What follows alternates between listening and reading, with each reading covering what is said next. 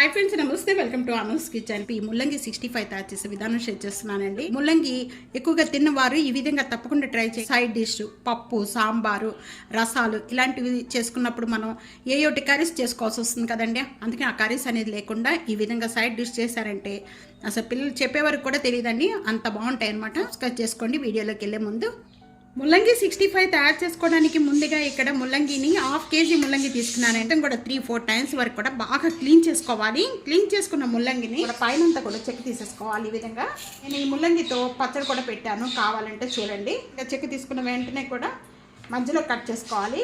Cut చేసేసుకొని ఈ విధంగా లాంగ్గా కట్ చేసుకోవాలి. పీసెస్ అనేది ఈ విధంగా కట్ చేసుకోవాలి. లాంగ్ పీసెస్ కట్ చేసుకుని అన్నీ కూడా సైడ్ పెట్టేసుకోండి. 2 టేబుల్ స్పూను ఇక్కడ మనం పీసెస్ ఎన్ని ఉన్నాయి అనేది దాన్ని బట్టి ఈ మసాలాలంతా కూడా కలుపుకోవాలండి.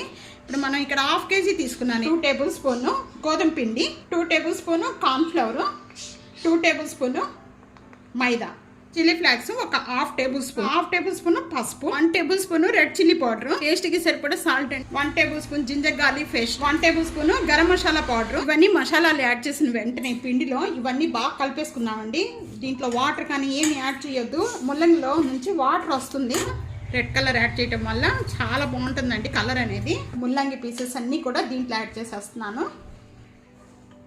దీంట్లో వాటర్ కానీ ఏమి యాడ్ చేయొద్దండి. ముల్లంగిలో వచ్చే వాటర్తోనే మొత్తం ముల్లంగి పీసెస్కి అన్నిటి కూడా బాగా పట్టించేసాలి. మసాలా అంతా కూడా పట్టించేసి 2 మినిట్స్ వరకు కూడా సైడ్ పెట్టేసుకుందాము. అంతలోకి ఆయిల్ అనేది హీట్ చేసుకునే లోపల ఈ ముల్లంగిలో నుంచి వాటర్ వస్తుంది. అందుకని వాటర్ ముందుగానే యాడ్ చేసుకోవద్దు. దూరంగా ఒక్కొక్కటి వేసుకోవాలి. ఇవన్నీ మనం వేయించుకునేటప్పుడు మాత్రం మీడియం లేక లో ఫ్లేమ్లో పెట్టుకొని వేయించుకోవాలండి. కలుపుతూ వేయించుకోవాలండి.